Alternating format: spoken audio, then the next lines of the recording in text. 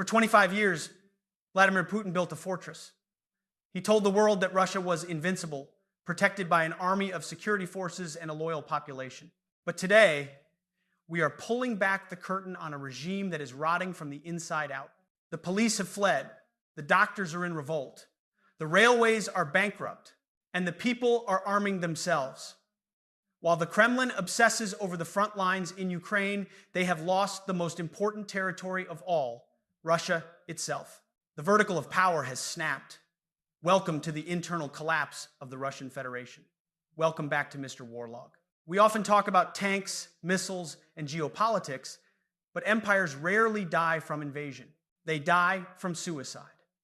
They die when the systems that keep daily life running, law and order, healthcare, transport, simply stop working. And that is exactly what is happening in Russia right now. In December 2025, Charter 97 and Jamestown Foundation have released bombshell reports confirming what the Kremlin has tried to hide. A mass exodus of law enforcement. We aren't talking about a few resignations. We are talking about a systemic evacuation of the security state. At the same time, a rebellion is brewing in the hospitals and on the railways. Putin is trying to plug the holes with draconian laws, raising taxes to 22% and forcing students into what looks like serfdom. You need to see the truth that the FSB is trying to suppress. Let's start with the most shocking development. Russia has always been a police state. But what happens to a police state when the police leave? According to data analyzed by the Jamestown Foundation and Kev Post, the Russian Ministry of Internal Affairs is facing a catastrophic shortage of nearly 200,000 personnel. In some regions, specifically east of the Urals and in the North Caucasus, police departments are operating at 50% capacity. In rural districts, the vacancy rate hits 90%. Think about that. In vast stretches of Russia, if you call the police, no one comes. Why are they leaving? It's not just the low salaries, though.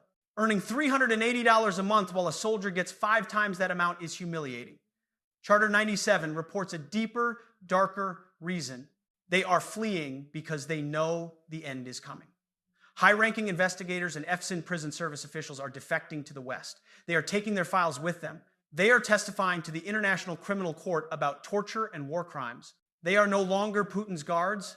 They are now the star witnesses against him. They are jumping off the sinking ship before the tribunal subpoenas arrive, and nature abhors a vacuum. When the state police vanish, who takes over? The Jamestown Foundation warns of a terrifying trend.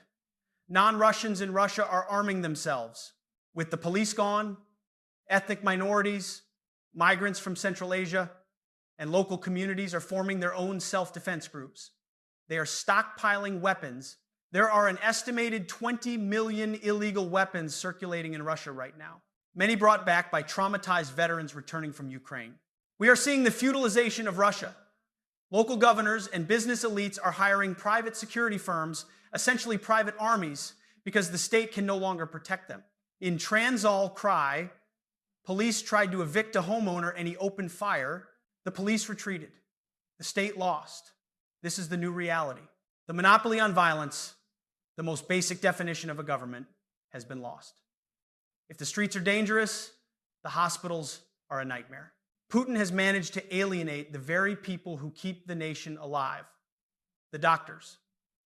The Moscow Times reports a rebellion among medical students. The Kremlin, unable to solve the doctor shortage with money, has decided to solve it with force.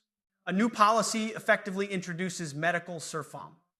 Graduates are being forced to work in remote, impoverished, or even occupied regions for 3 years.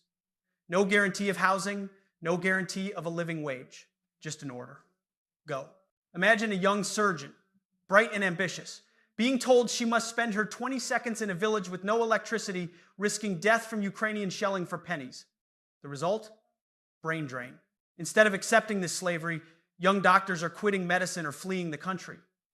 A surgical resident in Tom said it best, "I don't want to become an alcoholic at an early age." Putin is destroying the future of Russian healthcare to patch up the holes of today. From the hospitals to the tracks, Russia is a vast land empire. It lives and dies by its railways, and the railways are dying.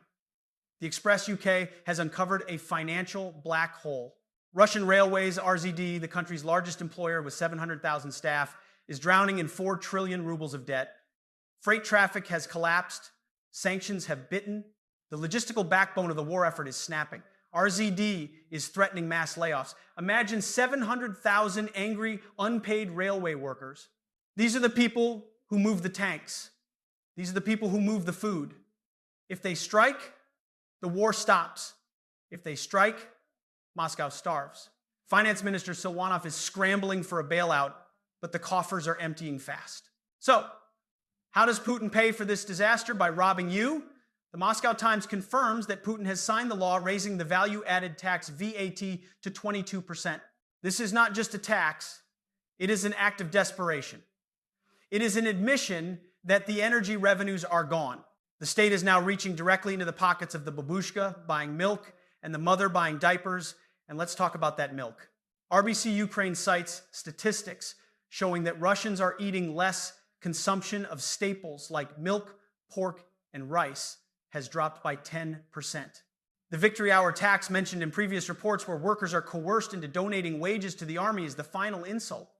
You pay 22% VAT. You donate part of your salary, and in return, you get no police, no doctors, and a freezing apartment.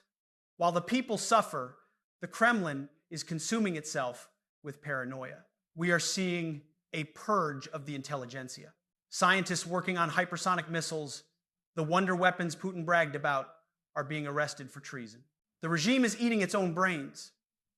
Even Sergei Lavrov, the veteran face of Russian diplomacy, is being sidelined. Reports suggest he was kicked out of delegations and ignored by Trump's circle.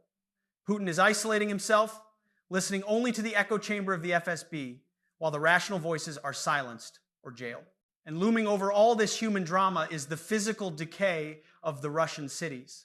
We must revisit the infrastructure front. The war economy is a jealous god. It demands all the steel, all the engineers, and all the money. There is nothing left to fix the pipes. The communal heating systems built by the Soviets are crumbling. From Podolsk to Vladivostok, hundreds of thousands are facing a winter without heat. This is the ultimate breach of contract. Russians traded their freedom for stability and a warm home. Now they have neither. A superpower that cannot keep its citizens warm is a failed state. And just when Putin thought he could rely on his neighbors to smuggle in what he needs, another door slammed shut. Kaif Post highlights the Kazakhstan slap. Astana has stopped the transit of essential goods and electronic components to avoid Western sanctions. This is a technological famine. No spare parts for cars, no chips for washing machines, no servers for the internet. This leads to industrial cannibalism. Factories are stripping one machine to fix another. It works for a month, maybe a year, but eventually you run out of machines to strip. We talked about doctors and railway workers. But you might say, as long as the oil flows, Putin is safe.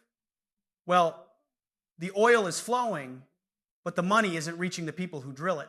The Moscow Times has just reported a breaking story from the Urals, the industrial heart of Russia. Workers at one of the largest oil fields have stopped receiving their salaries. This is the ultimate red line. In Russia, oil workers are the aristocracy of the working class. They are supposed to be untouchable. If the regime cannot pay the men who pump the black gold that funds the war, the bankruptcy is total. These workers are currently threatening a strike. Imagine the scenario. The tanks need diesel, but the men in the Urals refuse to open the valves because their children are hungry. This is not just a labor dispute. It is a breakdown of the national revenue machine. With Russians fleeing, dying, or striking, the Kremlin has come up with a desperate solution to keep the economy moving: import a new population. The Moscow Times reports that the Russian government has officially announced it is ready to accept an unlimited number of workers from India. Let that sink in. Unlimited. Putin spent years promoting Russian nationalism and traditional values. Now, faced with a demographic collapse caused by his own war, he is trying to replace the mobilized Russian men with millions of foreign laborers. This is a desperate attempt to stop the wage inflation that is killing the budget. But it creates a massive social time bomb. Bringing in millions of people from a completely different culture into a xenophobic, war-weary society is a recipe for ethnic conflict on the streets of Moscow. It is proof that the Russian world concept has failed. Russia can only survive now by becoming something else. While the domestic front collapses, the diplomatic clock is ticking louder than ever, according to reports from the Financial Times and Censor. Net, Donald Trump's team is pushing for a peace deal between Ukraine and Russia by Christmas. The plan involves Kyiv making territorial concessions. On the surface, this looks like a win for Putin, but clear as throat looks are deceiving. Putin is terrified of this timeline. Why? Because his economy cannot survive peace and it cannot survive war. If the war stops, the military factories close and millions of soldiers return home to unemployment and unpaid wages. If the war continues, the banking system collapses. Trump's fast peace might actually pull the rug out from under Putin's war economy before he is ready to transition. The Guardian's veteran analyst Simon Tisdall makes a chilling point that connects all these dots. He argues Putin should have accepted Trump's offer. Is greater than, is greater than, is greater than, is greater than. Now, Russia's collapsing economy could lead to his downfall. The window of opportunity is closing. The economic rot, the unpaid oil workers, the fleeing police, the debt is moving faster than the tanks. Putin thought he could outlast the West, but he cannot outlast his own bankruptcy. By refusing to stop earlier, Putin has doomed himself to ride the tiger until it eats him. He is now trapped in a war he cannot afford to fight, but cannot afford to stop. But perhaps the most terrifying aspect of this collapse isn't economic, it's social. Putin has designated the veterans of the special military operation as the country's new elite. But who are these people? Tens of thousands of them are convicted murderers, rapists, and thieves recruited from prisons into Storm Z units. Now they are coming home. They return with PTSD, with weapons, and with a sense of total impunity.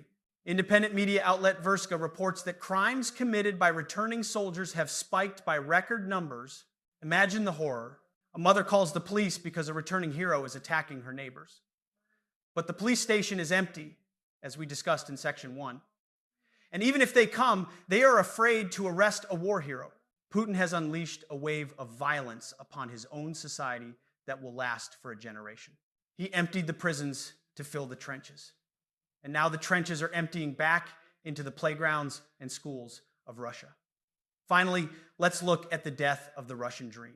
For years, the one thing Putin offered the middle class was the ability to buy an apartment. Cheap mortgages were the bribe for political silence. That bribe has been canceled. With the central bank raising interest rates to combat inflation, mortgage rates have hit an insane 25% to 28%. Is greater than, is greater than, is greater than, is greater than. No normal family can afford this. The construction sector, a massive employer, is freezing up. People who bought apartments off plan before they were built are now terrified that the developers will go bankrupt, leaving them with debt and no home. This creates a class of people with nothing to lose. When you take away a man's home, you take away his fear. So let's step back and look at the horrifying mosaic we have built today. The security forces are evacuating the ship. The doctors are enslaved. The oil workers, the regime's cash cows, are unpaid. The population is being replaced by foreign labor. And the global powers are forcing a deadline that Russia is too weak to handle. This is not resilience. This is the terminal phase of a system failure. Vladimir Putin wanted to go down in history as the man who restored the Russian Empire. Instead, he is presiding over the liquidation sale of the Russian Federation. The silence in the police stations, the anger in the oil fields, and the panic in the Kremlin corridors all tell the same story. The center cannot hold. What do you think? Will the unpaid workers in the Urals be the spark that starts the fire? Is Trump's peace plan a lifeline or a trap for Putin? I really want to hear your thoughts. Drop a comment below. If you want to see the reality of the war economy that the mainstream media misses, hit that like button and subscribe to Mr. Warlog. We follow the money, the oil, and the truth. I am Charlie from the Mr. Warlog team. Stay safe is greater than music.